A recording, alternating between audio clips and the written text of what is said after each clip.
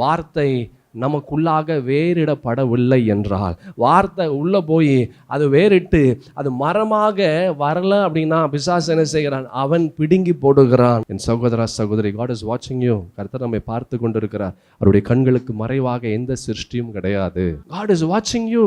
நீ செய்யறதெல்லாம் மனிதன் பார்க்காம இருக்கலாம். மனுஷன் மறந்துடுவாங்க, மனிதன் அப்படிதான். காலங்கள் போக போக போக மனிதர்கள் மறந்து விடுவார்கள். ஆனா ஆண்டவர், நீங்க நினைவு தெரிஞ்ச நாள்ல இருந்து ஆண்டவருக்காக நீங்க என்ன செய்றீங்களோ அது கர்த்தர் அவர் எழுதி வைத்து கொண்டிருக்கிறார். அவருடைய நினைவின் புஸ்தகத்தில் எழுதி கொண்டு வைத்திருக்கிறார். எல்லாத்தையும் அவர் எழுதி வச்சிருக்கிறாரு. நீங்கள் நினைத்து பார்க்க முடியாத காரியங்களை நீங்கள் அறுக்கும்படியாக கர்த்தர் செய்வார். ஏன் இந்த அவ்வளவு நிலை? ஏன் இப்படிப்பட்ட ஒரு வாழ்க்கை? உயிரோடு இருந்தாலும் செத்த ஒரு வாழ்க்கை. பயம் நம்மை நிரப்பி கொண்டு இருக்கிறதா அல்லது விசுவாசம் நம்மை நிரப்பி கொண்டு இருக்கிறதா?